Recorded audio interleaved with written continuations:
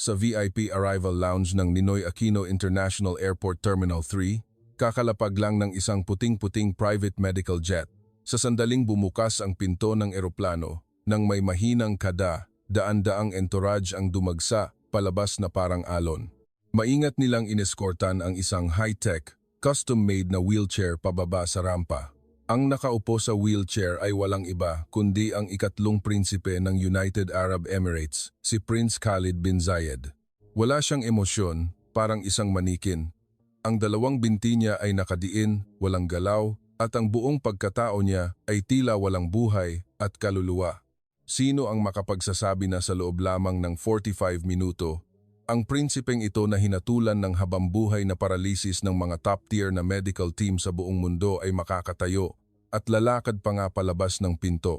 Kung mabalitaan ito sa palasyo ng Dubai, tiyak na magkakagulo ang buong royal family. Ang mga medical staff sa paliparan ay tulalang nakatingin sa eksena. Sa totoo lang, sanay na rin ang Maynila sa malalaking entourage, pero ang ganitong eksena ay bago talaga nagpapabago sa kanilang pananaw. Higit sa 10 mga royal guards na nakasuot ng tradisyonal na puting kandora ay seryoso ang aura, sinusundan ng 8 medical staff na nagtutulak ng iba't ibang sopistikadong makina at mobile hospital. Mayroon ding 3 royal consultant na halatang may matataas na posisyon at ang bawat isa ay may seryosong ekspresyon na parabang dumadalo sa isang libing ng estado. Si Dr. Antonio Reyes, ang head ng Neuro-Rehabilitation Department ng Pambansang Sentro ng Medisina, ang in-charge sa pagsalubong at ramdam niya ang kaba sa kanyang dibdib. Sa loob ng 30 taon bilang doktor, marami na siyang nakitang kakaibang kaso, ngunit iba ito. Ang taong ito ay isang totoong miyembro ng royal family at malinaw ang nakasulat sa medical chart. 5 taon na ang nakalipas.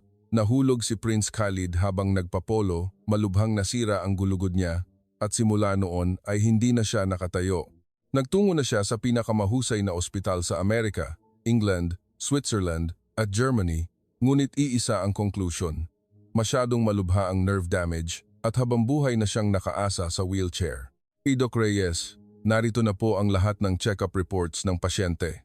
Inabot ni Ate Joy, ang assistant niya, ang isang makapal na folder na puno ng scans at reports. Ang MRI films pa lang ay lampas na sa 100 piraso.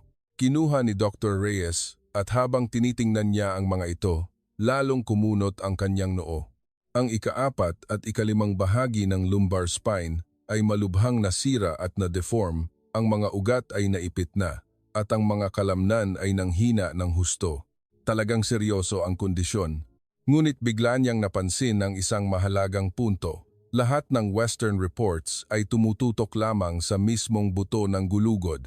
Kakaiba na halos hindi man lang binanggit ang kalagayan ng malambot na tissue sa paligid at ang mga daluyan ng enerhiya.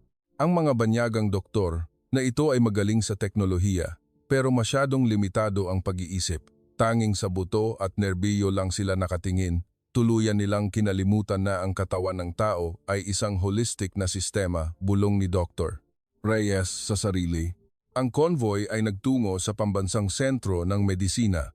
Habang nasa biyahe, ang mga tao sa kalsada ay napatingin.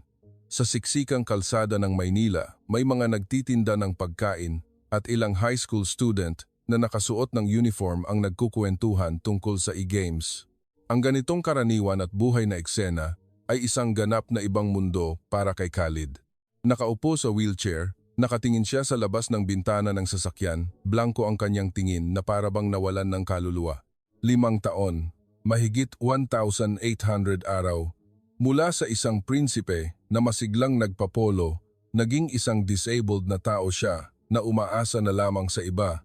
Ang pinakamahusay na medical team sa palasyo ng Dubai ay 27 na nakatutok, gumagastos ng bilyon-bilyong dirham sa mamahaling gamot at treatment, ngunit ang 2 binti niya ay walang anumang pakiramdam. Ang Queen Mother niya, upang mapagaling siya, ay halos inanyayahan ang lahat ng sikat na doktor sa buong mundo.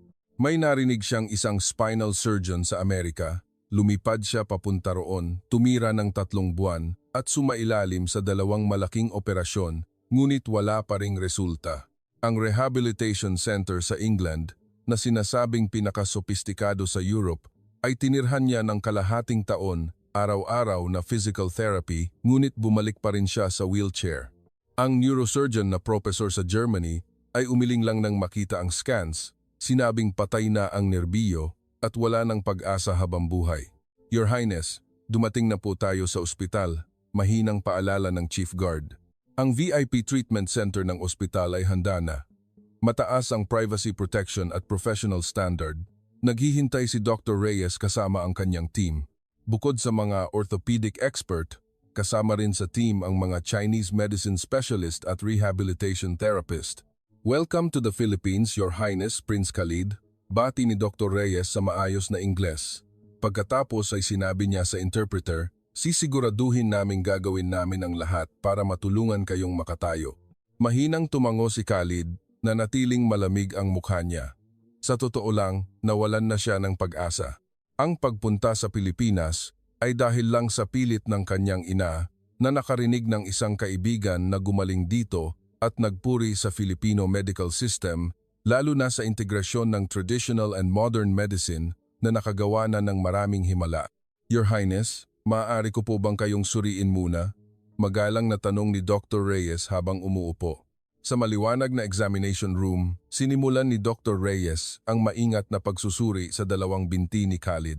Ang kanyang pamamaraan ay ganap na kakaiba. Hindi lang siya nagpipindot para sukatin ang reflexes, kundi sinusundan din niya ang mga meridian line ng paisa-isa. Ito ang kanyang unique na diagnostic method na nakuha mula sa 3 taon ng clinical experience at kaalaman sa holistic approach. Sa pamamagitan ng touch ng kanyang daliri, nararamdaman niya ang muscle tone, ang blockage ng daluyan ng enerhiya at ang daloy ng ki at dugo.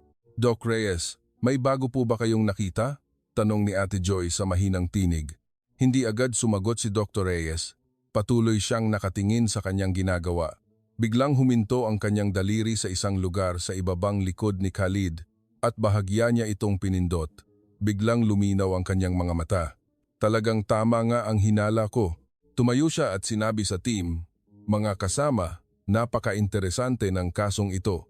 Ang structural damage sa gulugod ay seryoso, ngunit hindi iyon ang ugat ng problema. Ang pangunahing problema ay ang matagal na muscle spasm na nagdudulot ng patuloy na pagkaipit sa nerbiyo kasama ng pagbara ng daluyan ng enerhiya at mahinang daloy ng dugo. Kaya siya walang pakiramdam. So, ano pong susunod nating gagawin? Hindi napigilan ni Kuya Ken, ang batang resident, na magtanong. Luluwagan natin ng husto ang deep muscle, aalisin ang nerve compression, at pagkatapos ay bubuksan natin ang mga daluyan ng enerhiya para maibalik ang sirkulasyon ng dugo at chi, kalmadong sabi ni Dr. Reyes. Alam ng lahat na madaling sabihin iyon, ngunit napakahirap gawin. Isinalin ng interpreter ang sinabi ni Dr. Reyes kay Khalid at sa Royal Medical Team. Nagkatinginan ang mga banyagang doktor na may buhok na kulay ginto. Ang isa sa mga leading physician ay hindi napigilang magtanong, Professor Reyes, sa totoo lang, 5 taon na ang pinsala ni Your Highness. Sa ganitong kalubha ng nerve damage, may posibilidad pa ba talaga ng reversal? Ngumiti si Dr. Reyes. Sa pananaw ng Western medicine, mahirap talagang intindihin. Pero ang holistic na pananaw, ang pananaw na Filipino na tumitingin sa buong tao at hindi lang sa sirang parte, ay iba. Ang nervous system ay mayroong napakalakas na plasticity. Hanggat mahanap natin ang tamang paraan, ang himala ay maaaring mangyari anumang oras. Nagsalita ang royal consultant at pinahinto ang banyagang doktor. Tumingin siya kay Dr. Reyes at seryosong sinabi, Dr. Reyes, naglakbay pa rito si Your Highness dahil naniniwala kami sa kakayahan ng Filipino medical system. Pakiusap, gawin ninyo ang lahat. Anuman ang resulta, lubos na magpapasalamat ang royal family. Kung gayon, simulan na natin, sabi ni Dr. Reyes. Nagutos siya kay Ate Joy na ihanda ang acupuncture set at ang massage table. Inutusan naman niya ang resident na maghanda ng herbal concoction batay sa reseta niya. Biglang tumaas ang tensyon sa treatment room. Maingat na inilipat si Khalid sa customized treatment bed. Pagkatapos maghugas ng kamay, inihanda ni Dr. Reyes ang sarili at sinimulan ang unang hakbang ng paggamot. Ang kanyang pamamaraan ay pinagsama ang tradisyonal na massage, bone setting, at ang esensya ng modernong physical therapy. Ang bawat galaw ay precise at ang lakas ay perfectly controlled. Your Highness, baka po makaramdam kayo ng kirot o pamamanhid, normal po ito. Ibig sabihin, 5 taon nang naninigas ang muscle ninyo at ngayon, unti-unti nating luluwagan ang deep muscles na iyon, paliwanag ni Dr. Reyes. Kinagat ni Khalid ang kanyang labi, nagsimulang pumatak ang pawis sa kanyang noo. Sa totoo lang, matagal na niyang hindi naramdaman ang ganitong sensasyon. 5 taon na parang kahoy ang kanyang mga binti. At ngayon, may mga waves ng kirot, pamamanhid at sakit na dumarating na ikinagulat at ikinatakot niya ng sabay. Doc Reyes, nagsisimula na pong gumalaw ang muscle niya. Masayang sigaw ni Ate Joy. Mabuti, ipagpatuloy mo. Kalmado ang boses ni Dr. Reyes habang patuloy siya sa kanyang ginagawa. Alam niya na kritikal ang sandaling ito at kailangan niyang makumpleto ito ng walang patid. Pagkatapos ng 20 minuto ng massage, kinuha ni Dr. Reyes ang sterilized needles at sinimulan ang acupuncture sa likod at binti ni Khalid. Ang bawat acupoint ay maingat na pinili kasama ang tradisyonal na meridian points at mga nerve trigger points na natuklasan ng modernong anatomy. Daz Hui, Juan Tiao, Yang Lingquan, Zusan Li. Binanggit ni Dr. Reyes ang pangalan ng acupoints habang siya ay naglalagay ng karayom. Ang mga acupoints na ito ay maaaring direktang mag-activate ng nerbiyo at pasimulan ang muling pagdaloy ng ki at dugo. Pagkatapos ilagay ang mga karayom, kinabitan niya ng electro-acupuncture device. Ang mahinang kuryente ay dumaan sa mga karayom at tumusok sa loob ng katawan, sinistimulate ang mga nerbiyo na 5 taon nang natutulog. Biglang nakaramdam si Khalid ng kiliti sa kanyang binti, parang dinadagsa ng maliliit na langgam. Excellent! Ibig sabihin, nagsisimula na ang nerve conduction, tumango si Dr. Reyes ng may kasiyahan. Sa sumunod na 15 minuto, tahimik ang treatment room, tanging ang tunog lang ng electro-acupuncture device ang naririnig. Ang mga Royal Guards at medical team ay naghihintay sa labas, hindi makahinga. Lumipas ang bawat segundo. Sinimulan ni Dr. Reyes ang paghila ng karayom, maingat na inoobserbahan ang reaksyon ni Khalid. Nang mahugot ang huling karayom, huminga siya ng malalim at sinabi kay Khalid, "Your Highness, subukan po ninyong igalaw ang hinlalaki ng inyong kanang paa ngayon." Agad itong isinalin ng interpreter. Natigilan si Khalid. Ilang beses na niyang sinubukan ang paggalaw ng daliri sa paa sa loob ng 5 taon, ngunit hindi siya nagtagumpay. Tumingin siya sa kanyang paa. Komplikado ang kanyang mga mata. Subukan lang po ninyo, huwag masyadong pressure, paghikayat ni Dr. Reyes. Humugot si Khalid ng malalim na hininga at itinuon ang lahat ng kanyang isip sa kanyang kanang paa at ang himala ay nangyari. Ang hinlalaki ng kanyang kanang paa ay bahagya, ngunit malinaw na gumalaw. Kahit napakaliit ng galaw, ito ay totoong gumalaw. My God! Sigaw ng Royal Consultant sa tabi. Gumagalaw ang daliri niya. Talagang gumagalaw. Biglang nagkagulo ang buong treatment room. Lahat ay lumapit. Ang mga banyagang doktor ay nanlaki ang mga mata. Gumawa sila ng pinakadetalyadong assessment at nagkaisa na hindi na ito posibleng gumaling. Ngunit ngayon, sa loob lamang ng 45 minuto, gumalaw ang daliri niya. Si Khalid mismo ay tulala. Biglang namula ang kanyang mga mata. Sa loob ng 5 taon, ito ang unang beses na naramdaman niya na buhay pa ang kanyang binti. Ang pakiramdam ng pagbawi sa isang bagay na nawala ay direktang tumagos sa kanyang puso. Huwag kayong masyadong ma-excite. Ipagpatuloy natin, kalmadong sabi ni Dr. Reyes. Your Highness, subukan ninyo pong iangat ng bahagya ang inyong kanang binti. Kinagat ni Khalid ang kanyang labi, gamit ang lahat ng lakas niya. Ang kanyang kanang binti ay nagsimulang manginig at umangat, kahit ilang sentimetro lamang. Ngunit lahat ng nasa silid ay nagpipigil ng hininga, saksi sa makasaysayang sandali na ito. Fantastic, mas mabilis ang recovery kaysa sa inaasahan ko. Ngayon, ang kailangan nating gawin ay i-consolidate ang resulta at i-rebuild ang muscle memory, sabi ni Dr. Reyes.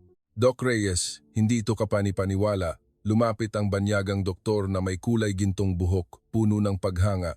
Paano ninyo nagawa ito? Lubos na sinasalungat nito ang aming knowledge sa spinal injury. Mapagkumbabang ngumiti si Dr. Reyes. Hindi lang ito tagumpay ko.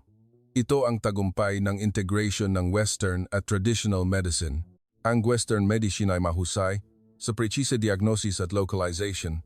Ang traditional medicine ay mahusay sa holistic conditioning at pag-activate na self-healing na kakayahan. Ang pinagsamang puwersa ang makakagawa ng ganitong uri ng himala. Kung gayon, ano po ang susunod? Makakatayo na po ba si Your Highness mag-isa? Sabik na tanong ng Royal Consultant. Sa teorya? Oo, pero kailangan niya ng kaunting tulong? Sagot ni Dr. Reyes. Kuya Ken, itulak mo ang walker. Ate Joy, tulungan mo si Your Highness na umupo. Sa tulong ng lahat, dahan-dahang umupo si Khalid. Ito ay isang napakalaking pag-unlad para sa kanya. Tumingin siya sa kanyang mga binti. Tumulo ang luha. Ang isang 35 taong gulang na matapang na prinsipe ay umiiyak na parang bata. Your Highness, ang mga luha ninyo ay napakahalaga, sabi ni Dr. Reyes habang tinatapik ang kanyang balikat. Pero hindi pa ito oras para magdiwang. Kailangan nating tumayo at lumakad kayo. Itinulak ang walker. Maingat na inalalayan ni Dr. Reyes at ng dalawang rehabilitation therapist si Khalid. Dahan-dahan, ipatong muna ang bigat sa walker. Konting gamit ng lakas sa binti, utos ni Dr. Reyes. Nanginginig ang dalawang binti ni Khalid dahil 5 taon nang hindi ginagamit ang mga muscle niya at lubhang nang hina ang mga ito. Ngunit nararamdaman niya na ginagamit niya ang lakas niya para suportahan ang kanyang bigat. Ang pakiramdam ay napakaganda na nakakaiyak. Ayan, ngayon, subukan ninyong igalaw ang kanang paa. Kahit maliit na hakbang lang, ang kanang paa ay talagang umangat, gumalaw ng 10 sentimetro at bumaba ng matatag. Kahit robot-like ang galaw, ang hakbang ay tunay na nagawa. Hala, napatalon si Ate Joy sa sobrang tuwa. Ang kaliwang paa naman. Umalis din ang kaliwang paa at humakbang. Ganoon ang ginawa ni Khalid, naglalakad ng paisa-isa. Ang bawat hakbang ay parang ginagamit niya ang lahat ng lakas niya. Basang-basa siya ng pawis, ngunit ang bawat hakbang ay isang himala. Nang makarating siya sa pinto ng treatment room, tulalang nakatingin ang mga white robe guards na naghihintay sa labas. Maraming taon na silang sumusunod kay Your Highness, mula sa kasiglahan hanggang sa tuluyang kawalan ng pag-asa. Hindi man lang sila nangangarap na makita pa itong muli. Allahu Akbar, napaluhod ang chief guard, tumutulo ang luha. Ito ay biyaya ng Panginoon. Ang iba pang mga guwardiya ay lumuhod din at ang pasilyo ay napuno ng mga pagdarasal ng pasasalamat. Nakita ni Khalid ang mga tough-looking na guwardiya na umiiyak at siya mismo ay lumuha. Nakahawak siya sa walker at nakatayo sa pinto. Hindi ito biyaya ng Panginoon, ito ay biyaya ng Filipino doctor, Dr. Reyes. Kayo po ang living saint na ipinadala ng Panginoon para iligtas ako. Mabilis itong isinalin ng interpreter kay Dr. Reyes. Mabilis na umiling si Dr. Reyes. Your Highness, wag po ninyo akong masyadong itaas. Ginagawa ko lang ang trabaho ko bilang isang doktor. Bukod pa rito, nagsisimula pa lang ang recovery ninyo. Kailangan ninyo pa ring mag-acupuncture at massage araw-araw. Doc Reyes, gaano man katagal, hindi na ako babalik sa Dubai. Puno ng determinasyon ang mga mata ni Khalid. Kailangan kong tuluyang tumayo. Gusto kong makalakad mag-isa. Ang balita ay mabilis na kumalat sa Dubai na parang rocket. Nagkagulo ang buong UAE royal family. Ang ina ni Khalid ay umiyak ng husto at agad na nag-ayos ng private plane papuntang Pilipinas para makita ng sarili niyang mata ang pagtayo ng kanyang anak. Ang hari, ang ama ni Khalid, ay mas dramatic. Tinawag niya ang lahat ng royal big shots sa isang pagpupulong at nag-anunsyo ng malaking gantimpala para sa Filipino medical team. Nag-anunsyo rin siya ng malaking medikal na kooperasyon sa Pilipinas, isang uri ng deep binding agreement. Sa Pilipinas, kahit hindi ito lumabas sa balita, kumalat na ito sa medical circle.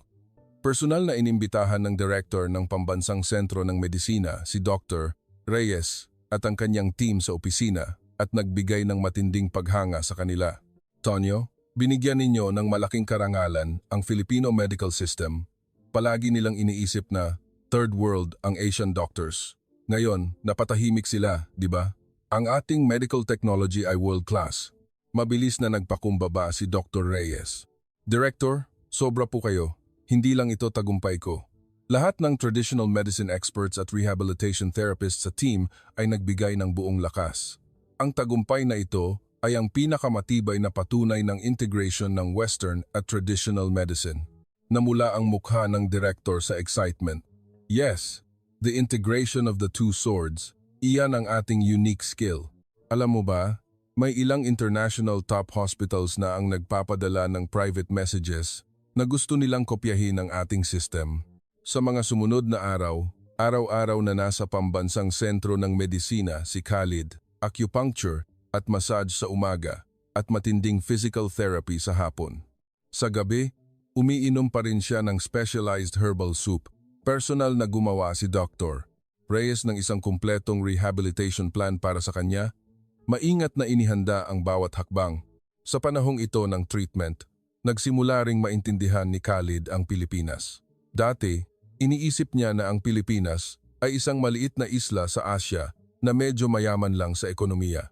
Ngunit nang dumating siya, napagtanto niya na ang lugar na ito ay surprisingly na-develop, fully modernized, hindi tulad ng inakala niya. Doc Reyes, talagang world-class ang Philippine medical system, hindi napigilan ni Khalid na bumuntong hininga pagkatapos ng isang treatment day. Nasa mga top hospital ako sa Europe at America. Maganda talaga ang mga equipment nila pero parang malamig at walang human touch. Iba rito. Hindi lang binti ko ang ginamot ninyo, kundi tinuring ninyo akong tao. Sabi ni Dr. Reyes, iyan ang aming unique strength, people-centered. Ang pasyente ay hindi spare part. Hindi lang namin ginagamot ang binti, kundi ang buong sistema.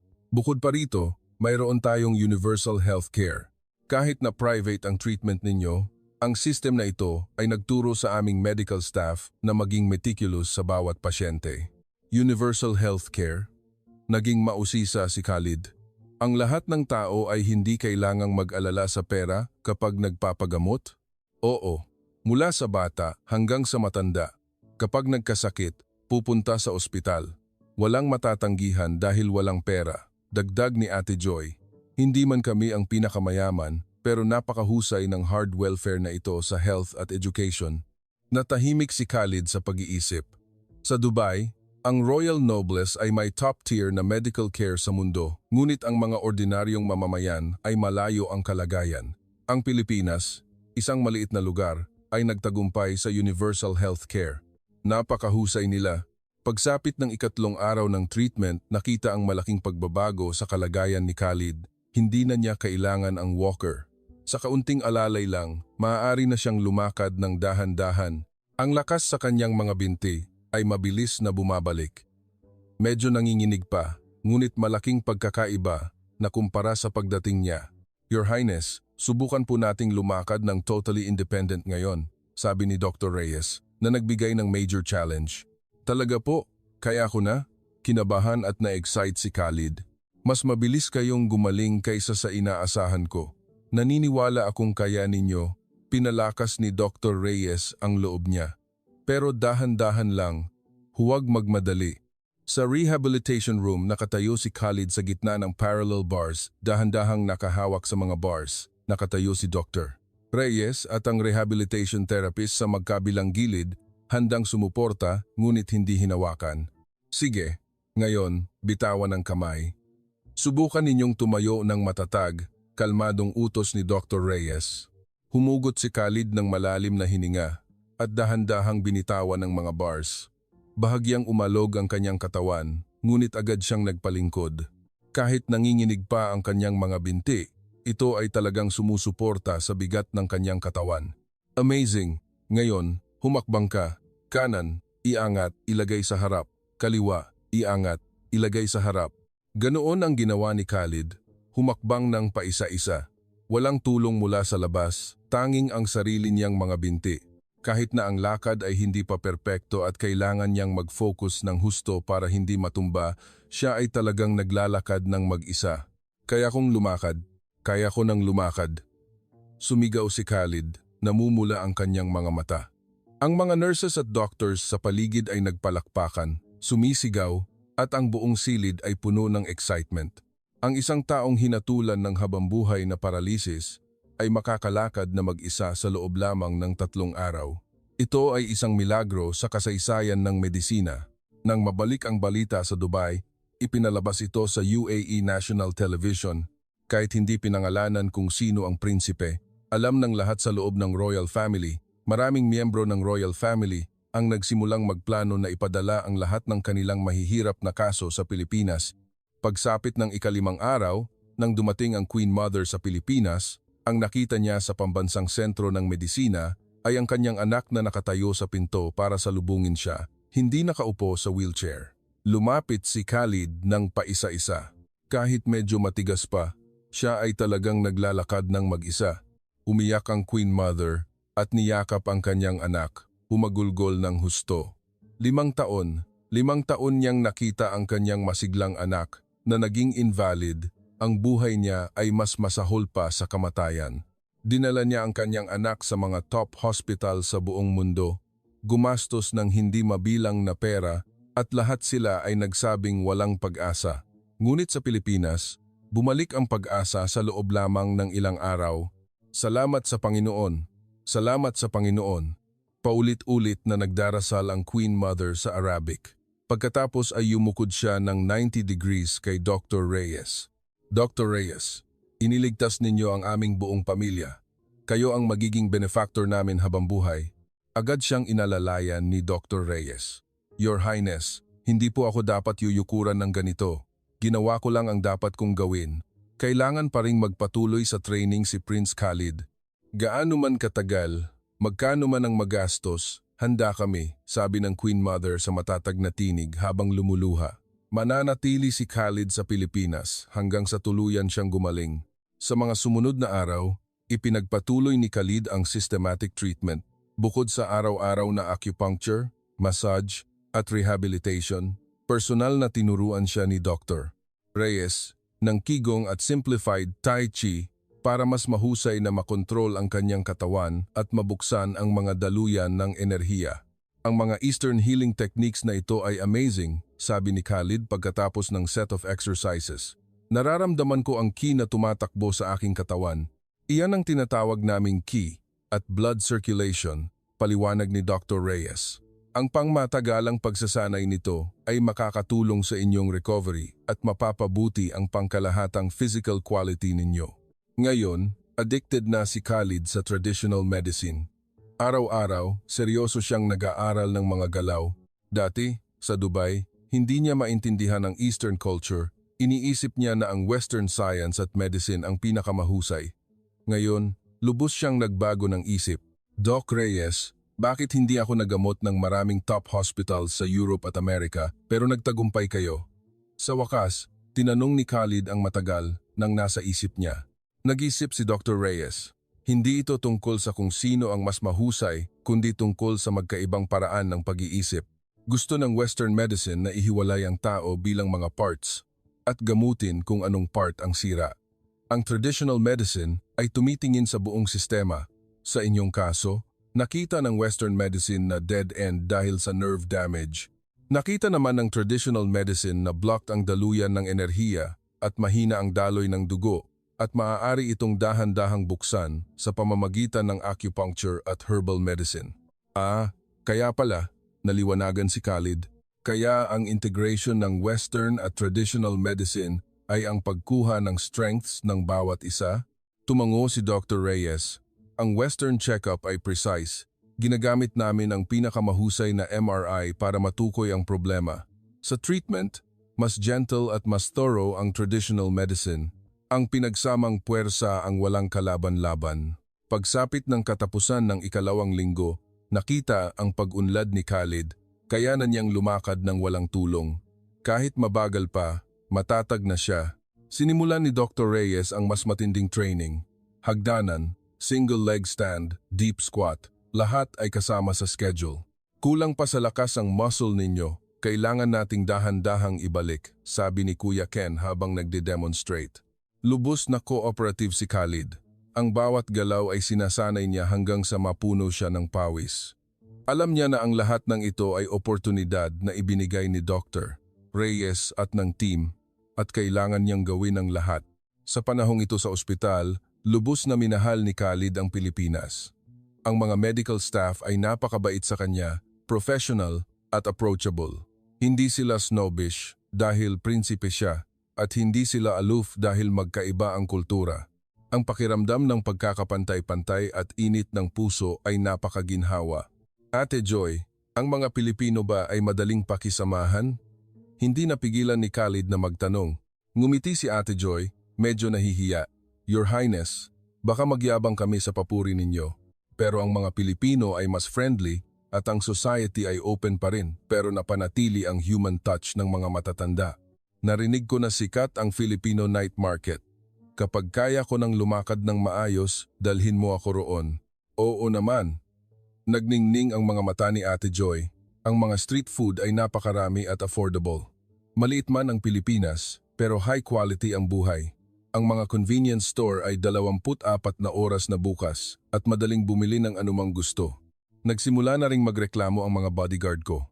Araw-araw silang tumatakbo sa convenience store, sinasabing hindi pa raw sila nakakita ng ganitong kagandang tindahan sa buhay nila, sabi ni Khalid. Kaya nga, iyan ang hard power ng Pilipinas, ipinagmamalaki ni Ate Joy. Baka wala kaming kasing daming supercars at skyscrapers tulad ng Dubai, pero ang convenience at sense of happiness ay over the top. May convenience store bawat ilang hakbang. Ang LRT, MRT ay accessible at mayroon kang anumang pagkain na gusto mo anumang oras. Ang mga salitang ito ay lubos na nakapagpabago sa pananaw ni Khalid sa Pilipinas. Bago siya dumating, iniisip niya na ang Asia ay underdeveloped. Ngayon, napagtanto niya na ang quality of life ng mga Pilipino ay mas mataas kaysa sa Europe at Amerika. Sa ikatlong linggo, nagdesisyon si Dr. Reyes na magkaroon ng outdoor training si Khalid. Nagtungo sila sa isang malapit na parke sa Maynila. Maganda ang kapaligiran at sariwa ang hangin. Your Highness, ang target natin ngayon ay 1 kilometer. Ito ang milestone ng inyong recovery. Medyo kinabahan si Khalid. Naniniwala siya na magaling na siya, ngunit nagbigay ng malaking paghikayat si Dr. Reyes. Umalis ang grupo sa ospital at naglakad sa sidewalk. Nakita ng mga tao ang maraming bodyguards na nag-e-escort sa isang dayuhan na nakasuot ng hospital uniform at dahan-dahang naglalakad at hindi nila maiwasang tumingin. Ngunit mataas ang civility ng mga Pilipino, walang nag-ingay o nag-picture. Nang makarating sila sa parke, nagsimulang pawisan si Khalid, ngunit nagpatuloy siya. Ang parke ay puno ng mga matatandang nag-ehersisyo. May nag-tai chi, may nag-zumba, tulalang nakatingin si Khalid. Doc Reyes, ano po ang ginagawa ng mga lolo't lola na iyon? Nag-tai chi po. Ito ang aming tradisyonal na healing magic. Mabagal ang galaw pero may lakas. Nakakatulong sa daloy ng ki at balanse. Ang long-term practice nito ay nagpapalakas ng katawan, paliwanag ni Dr. Reyes. Ang mga matatanda sa Pilipinas ay marunong mag-alaga sa sarili. Oo, kasama pa ang PhilHealth, libre ang gamutan, kaya napakahaba ng average lifespan, dagdag ni Dr. Reyes. Pagkatapos ng 1 kilometro, pagod na pagod si Khalid, ngunit masaya siya. Sa loob ng 5 taon, ito ang unang pagkakataon na nakalakad siya ng malayo sa sarili niyang mga binti. Ang mga bodyguard niya ay naiyak sa panunood. Pagbalik sa ospital, agad na nag-anunsyo si Dr. Reyes, Your Highness, mas mabilis ang recovery ninyo kaysa sa textbook. Sa loob ng 2 linggo pa, maaari na kayong bumalik sa normal na buhay. Talaga? Akala ko aabutin ng kalahating taon, sabi ni Khalid. Dahil matibay ang base ninyo at committed kayo, kasama pa ang walang kalaban-laban na integration ng Western at traditional medicine, sabi ni Dr. Reyes, ngumiti ng may pagmamalaki. Pero pagbalik ninyo sa Dubai, kailangan ninyo pa ring magpatuloy sa pag-aalaga. Bibigyan ko kayo ng herbal formula na iinumin ninyo ng on time. Ipagpatuloy ninyo ang healing exercises na itinuro ko sa inyo araw-araw. Doc Reyes, hindi ko alam kung paano ako magpapasalamat, namula ang mga mata ni Khalid. Binigyan ninyo ako ng panibagong buhay. Ang paggamot sa inyo ang pinakamalaking pagpapala ko. Nahihiyang sabi ni Dr. Reyes. Ito ay nagbigay karangalan sa traditional medicine. Sana ay mas maraming tao pa ang maniwala at kumilala sa traditional medicine. Nang gabing iyon, nagdaos ang Queen Mother ng isang super grand feast sa isang 5-star hotel malapit sa ospital. Inimbitahan niya ang team ni Dr. Reyes at ang mga pinuno ng ospital. Napakaganda ng eksena. Ang mga pagkain ay exquisite at may mga top-grade spices at delicacies na pinalipad mula pa sa Dubai. Dr. Reyes, ito ay isang maliit na tanda ng pasasalamat mula sa royal family. Personal na inabot ng Queen Mother ang isang marangyang box. Nang buksan, puno ito ng top-grade frankincense at agarwood mula sa UAE kasama ng napakaraming kumikinang na alahas. Mabilis na tumanggi si Dr. Reyes. Your Highness, napakamahal nito. Hindi ko po ito matatanggap. Kailangan mo itong tanggapin. Matigas ang desisyon ng Queen Mother. Iniligtas mo ang buhay ng aking anak. Hindi matutumbasan ng mga bagay na ito ang pasasalamat ng aming buong pamilya. Bukod pa rito, nagdesisyon na ang royal family na magtatag ng isang medical foundation sa Pilipinas na maglalaan ng pondo para suportahan ang research sa integration ng Western at traditional medicine. Ito ay para matulungan ang mas maraming pasyente tulad ni Khalid na makabangon. Nang marinig ang balita, lahat ay nagulat. Isang foundation at para lang sa integration ng Western at traditional medicine, ito ay isang napakagandang balita para sa Filipino medical system. Your Highness, lubos kaming nagpapasalamat sa inyong kabutihan. Nanginginig ang boses ng direktor ng ospital. Ang foundation na ito ay hindi lamang makakapagligtas ng mas maraming tao, kundi makakatulong din sa international medical community na pag-aralan ang aming approach. Ito ang dapat kong gawin, sabi ng Queen Mother habang ngumingiti. Ang karanasan ni Khalid ay nagpakita sa amin kung gaano kahusay ang traditional medicine at kung gaano katibay ang Filipino medical system. Gusto naming mas marami pang tao ang makinabang. Nang kalagitnaan ng feast, biglang tumayo si Khalid. Ito ang unang pagkakataon na tumayo siya at nagsalita sa publiko sa loob ng 5 taon. Lubos ang kahulugan nito. Mga kaibigan, 5 taon na ang nakalipas, lubos na nawala ang pakiramdam ng aking mga binti. Hinatulan ako ng kamatayan ng mga Western doctor habang buhay na wheelchair. Sa tingin ko noon, tapos na ako. Para akong living zombie, nanginginig ang boses ni Khalid. Ngunit binigyan ako ni Doc Reyes ng pangalawang buhay. Sa loob lamang ng 3 linggo, nakatayo na ako, nakakalakad at nakakatakbo. Hindi ito himala, ito ang power ng medisina. Ang power and integration ng Western at traditional medicine. Nagpalakpakan ng lahat. Gusto kong sabihin sa buong mundo, ang Pilipinas ay hindi isang underdeveloped island na tulad ng iniisip ninyo. Nandito ang world-class medical technology at pinakamahusay na mga doktor. Lalo pang na-excite si Khalid. Ipapahayag ko ang aking karanasan sa buong mundo. Hayaan ninyong makita ng lahat kung gaano katibay ang Filipino medical system. Lalong lumakas ang palakpakan. Maraming tao ang naiyak. Hindi na lang ito kuwento ng pasyenteng gumaling, kundi isang malaking patunay ng husay ng Pilipinas sa medisina. Sa ika-4 na linggo, pumasok ang training ni Khalid sa advanced stage. Nagbigay si Dr. Reyes ng mas mataas na intensity, jogging, jumping, deep squat. Lahat ay kasama sa schedule. Ang bawat galaw ay maayos na ginagawa ni Khalid. Ang lakas at koordinasyon ng kanyang 2 binti ay bumalik na sa normal na level. Your Highness, maaari na po kayong magpolo ulit. Tuwang-tuwang sabi ni Kuya Ken. Ang moderate exercise ay makakatulong sa muscle na mabilis na bumalik sa dating lakas.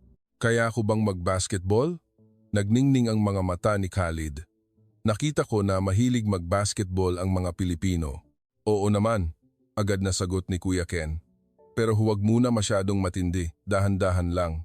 Agad na naglagay ng basketball hoop sa hospital ground. Sinimulan ni Khalid ang pag-shoot. Ang unang bola ay miss. Ang pangalawa ay miss pa rin. Ang pangatlo ay pumasok ng malinis. Nagsigawan sina Ate Joy at ang mga nurses. Si Khalid mismo ay tumalon sa tuwa. Ang galaw na ito ay impossible dream para sa kanya 5 taon na ang nakalipas. Ngayon, nagagawa niya ito ng madali. Ang kanyang 2 binti ay matatag na tumalon at lumapag. Smooth na smooth. Ang eksenang ito ay kinuha ng photographer at naging isa sa pinaka-inaalagaan na litrato ng UAE royal family. Sa litrato, si Khalid ay nakangiti, mas masaya pa kaysa sa sikat ng araw. Ang kanyang mga paa ay nasa ere, puno ng sigla. Sino ang mag-aakala na ito ay isang taong paralyzed sa loob ng 5 taon? Sa ikalimang linggo, ginawa ni Dr. Reyes ang pinakakomprehensibong follow-up check-up kay Khalid. Ipinakita ng result na ang soft tissue sa paligid ng gulugod ay tuluyan ng bumalik sa normal. Ang nerve conduction ay fully recovered. Ang lakas at endurance ng muscle ay hindi pa bumabalik sa peak bago ang pinsala, ngunit ang normal na buhay at exercise ay walang problema. Your Highness, sa medical point of view, lubos na kayong gumaling, anunsyo ni Dr. Reyes ng magandang balita. Ang buong klinik ay nagpalakpakan. Niyakap ni Khalid si Dr. Reyes, hindi makapagsalita sa sobrang excitement. Ang 5 taong bangungot ay natapos na. Nagkaroon ulit siya ng malusog na katawan at nakamit ang kalayaan. Pero kailangan ninyo pa ring mag-ingat, paalala ni Dr. Reyes. Ipagpatuloy ang healing exercises at inumin ang herbal medicine ng on time. Huwag masyadong magpagod. Ang gulugod ay nagkaroon ng malaking pinsala. Kahit gumaling na, kailangan pa ring pangalagaan. Oo, sisiguraduhin ko, tumango si Khalid. Isang araw bago umalis, talagang gusto ni Khalid na pumunta sa Manila Night Market. Nag-aalala si Dr. Reyes sa safety niya at gusto niyang tumanggi, ngunit hindi niya matiis ang pag-asa sa mata ni Khalid. Sa huli, pumayag siya.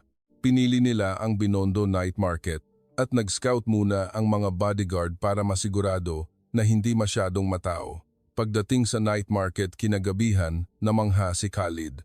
Ang amoy ng iba't ibang street food ay nagpapalaway sa kanya. Ang mga sigaw ng vendors ay magkahalo, puno ng tao at napakasigla. Sa harap ng isaw at kwek-kwek stall, mahaba ang pila, amoy inihaw at prito na umaabot sa 10 metro. Sa tabi, ang tindahan ng milk tea ay may iba't ibang kulay na inumin. Your Highness, tikman ninyo ang milk tea, matinding recommendation ni Ate Joy. Ito ang national drink ng Pilipinas. Sumipsip si Khalid at ang kanyang mga mata ay nagningning. Wow, napakasarap nito. Tamang-tama ang tamis at ang pearls ay chewy. Pagkatapos ay sinubukan niya ang kwek-kwek, isaw, dirty ice cream at fishball. Puno ng mantika ang bibig ni Khalid. Hindi na inalintana ang image niya. Ang mga Pilipino na nakakita sa dayuhan na kumakain ng ganoon kasaya ay ngumiti. Sir, masarap ba? Bati ng isa. Super sarap. Nag-thumbs up si Khalid. Ang Filipino street food ay amazing. Ang tindera ay tumawa ng malakas at nagbigay pa ng dagdag na barbecue stick. Welcome po ulit. Ganyan talaga kami sa Pilipinas. Very friendly. Ang init ng eksenang ito ay nagpaiyak kay Khalid. Sa Dubai, nabubuhay siya na parang nakakulong sa isang golden cage. Hindi siya malalapitan ng mga ordinaryong tao. Ngunit sa Pilipinas, maaari siyang makipagsiksikan sa night market na parang ordinaryong tao at makipag-usap sa mga vendors. Ito ang tunay na buhay. Doc Reyes, talagang mahal na mahal ko ang Pilipinas. Napabuntong hininga si Khalid habang naglalakad sa night market. Ang mga tao ay napakabait, masarap ang pagkain at affordable. Kahit hindi kasing glamorous ng Dubai, ang sense of happiness ay over the top. Sabi ni Dr. Reyes, bawat lugar ay may sarili nitong vibe. Maliit man ang Pilipinas, ngunit malakas ang human touch at maaasahan ang system. Iyan ang pinakamahusay na bahagi namin. Tama, tumango si Khalid. Pagbalik ko, sasabihin ko sa tatay ko. Hindi lang dapat tingnan ng matataas na gusali at luxury cars. Ang mahalaga, komportable ang pamumuhay ng mga ordinaryong tao. Pagkatapos ng night market, nagtungo sila sa isang bookstore. Ang 22 oras na bukas na bookstore ay nagpagulo kay Khalid. Napakaraming tao pa ring nagbabasa hating gabi. Ang mga Pilipino ay mahilig magbasa. Ipinagmamalaki ni Ate Joy, ganyan talaga kami. Kahit gaano kami kabisi sa trabaho, gumagawa kami ng oras para mag-charge.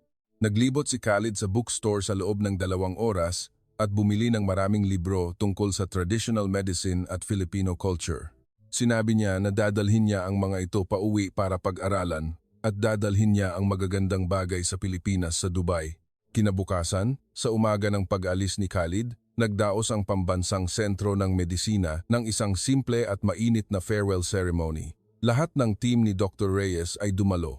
Nagpaalam sila. Namumula ang mga mata.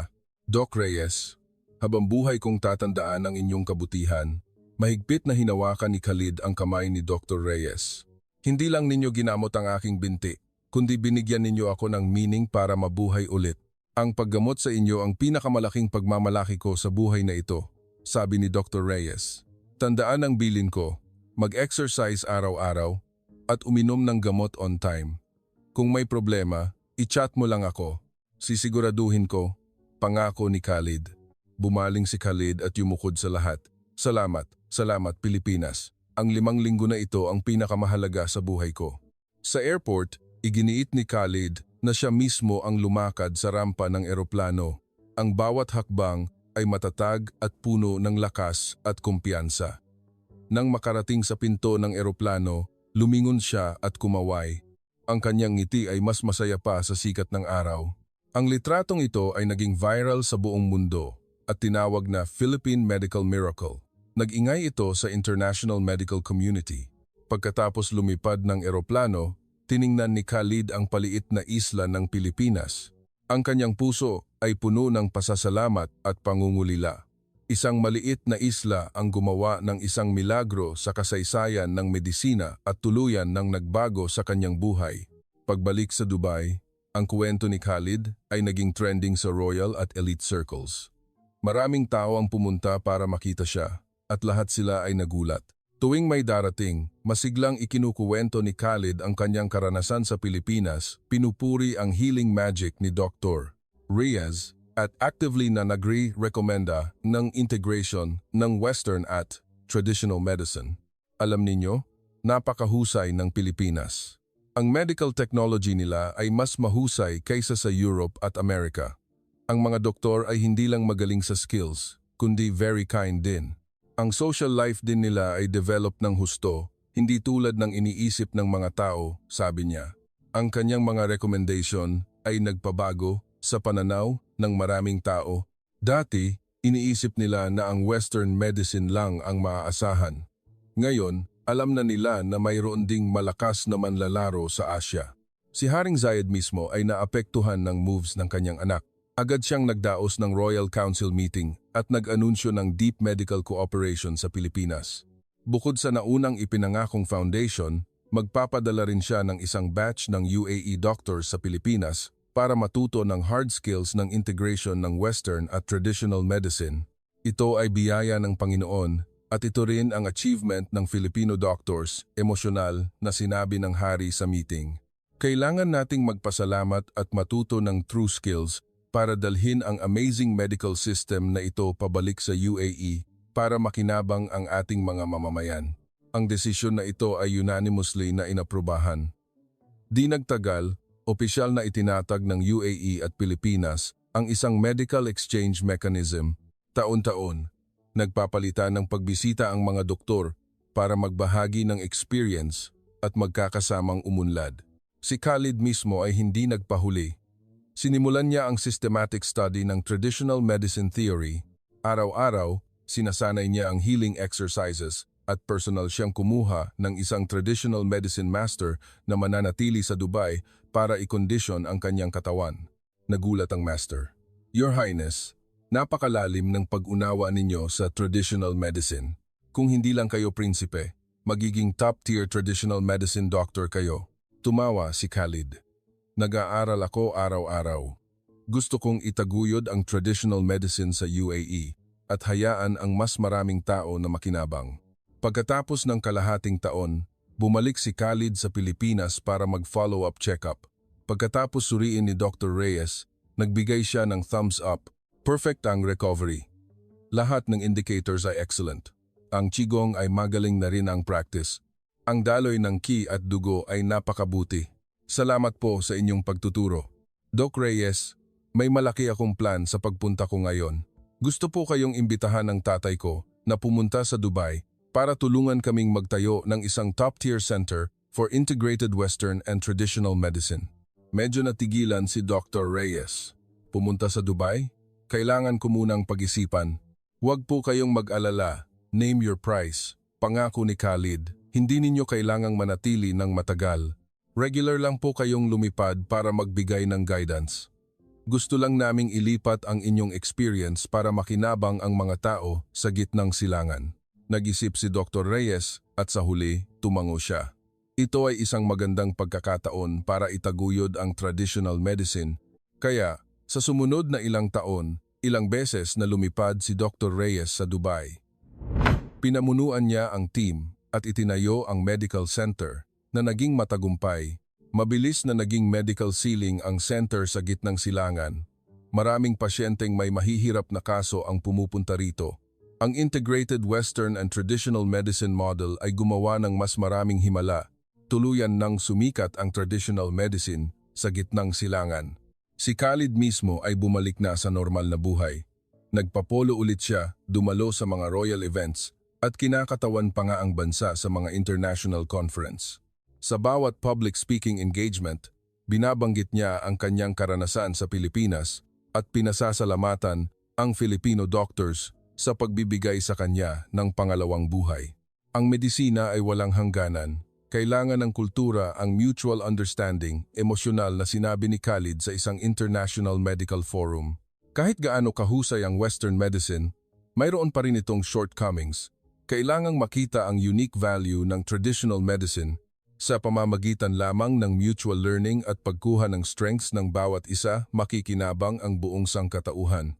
Ang kanyang kwento ay isinulat sa mga libro at ginawang documentary, naging viral sa buong mundo. Maraming nagdududa sa traditional medicine ay napilitang tumahimik, sinimulan din ng international medical community na seryosong pag-aralan ang integration ng Western at traditional medicine. Maraming universidad at institusyon ang nagbukas ng mga kaugnay na kurso. Sa Pilipinas, ang kaso ni Khalid ay naging textbook case.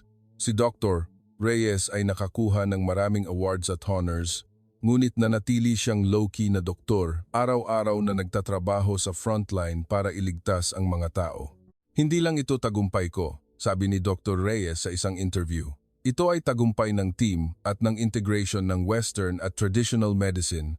Gusto ko lang na mas maraming tao pa ang makakita kung gaano kahusay ang traditional medicine at kung gaano katibay ang Filipino medical system. Pagkatapos ng ilang taon, naging matalik na magkaibigan sina Khalid at Dr. Reyes. Madalas silang mag-video call para mag-usap tungkol sa medisina at buhay. Ilang beses, bumabalik si Khalid sa Pilipinas bawat taon para magbakasyon at mag-follow-up check-up. Itinuring na niya ang Pilipinas bilang kanyang pangalawang tahanan. Doc Reyes, alam mo ba? Nagbukas ako ng Filipino milk tea shop sa Dubai, nagtitinda ng Philippine tea at street food, masiglang sabi ni Khalid. Very popular ito. Maraming lokal na tao ang nakakilala sa Pilipinas sa pamamagitan ng aking tindahan. Tuwang-tuwang sabi ni Dr. Reyes, gusto mo yatang maging Philippine Culture Ambassador. Ako nga, ipinagmamalaki ni Khalid. Ang Pilipinas ang nagbago sa aking buhay. Gusto kong malaman ng buong mundo kung gaano kaganda ang Pilipinas. Ang pangakong ito ay patuloy niyang ginagawa. Sa UAE, tumulong siya sa pag-promote ng Pilipinas, nagbabahagi ng tungkol sa medical care, culture, food at hospitality nito. Dahil sa kanya, mas maraming tao sa UAE ang nagmamahal sa Pilipinas at pumupunta rito para maglakbay, mag-aral at makipagkaibigan. At ang prinsipeng iyon na hinatulan ng habambuhay na paralisis ay nagpatunay sa kanyang comeback story kung ano ang tinatawag na himala. Hindi lang siya nakatayo ulit, kundi nagtayo rin siya ng tulay na nag-uugnay sa dalawang mundo. Pinakita sa buong mundo ang husay ng Pilipinas at dinala ang traditional medicine sa sentro ng world stage.